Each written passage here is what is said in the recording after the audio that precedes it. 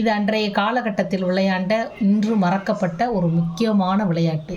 ஈராங்குச்சி இதுக்கு பேர். இப்போ இன்றைக்கி பசங்க அரையாண்டு விடுமுறை விட்டாச்சு. எல்லோரும் முக்கியமாக டிவி இல்லது செல்ஃபோன் பார்ப்பாங்க. இது மாதிரி விளையாட்டை விளையாட சொன்னீங்கன்னா தொடர்ச்சியாக 24 மணி நேரம் விளையாடுவாங்க. இதில் கிடைக்கிற வெற்றி என்பது இது நம் வாழ்க்கைக்கு உதவக்கூடிய ஒரு விளையாட்டமாகும். அதாவது சிக்கல் எப்படி வந்தால் நம்ம அந்த சிக்கல்லேருந்து எப்படி விடுபடுறது, எப்படி எடுக்கிறதுங்கிறத பார்க்கலாம். இப்போ இந்த குச்சியை என்ன செய்யணும்னா, இதை எடுத்து இதிலேருந்து ஏதாவது ஒரு குச்சியை செலக்ட் பண்ணி ஒரு சென்ட்ரோ இதுவோ நடுவில் வச்சு இப்படி வச்சு 2 சைடும் பிடிச்சிக்கணும். பிடிச்சிட்டு இப்படி தூக்கி வீசணும்.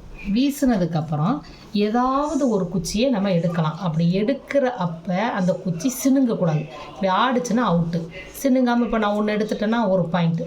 இதிலேருந்து அடுத்த குச்சி 2, 2 எடுத்துட்டேன்னா 2, அடுத்து தேர்ந்தெடுக்கணும் 3. இப்போ இனிங்கிருச்சு அவுட்டு. இது மாதிரி இணுங்காமல் அப்படியே சுற்றி எடுத்துக்கிட்டே இருந்தோம்னா எத்தனை குச்சி எடுக்கிறோமோ மாற்றி மாற்றி ஆப்போசிட் 2 பேர் விளையாடலாம். இதே இதில் 4 பேர் 5 பேர் எத்தனை பேர் வேணாலும் விளையாடலாம்.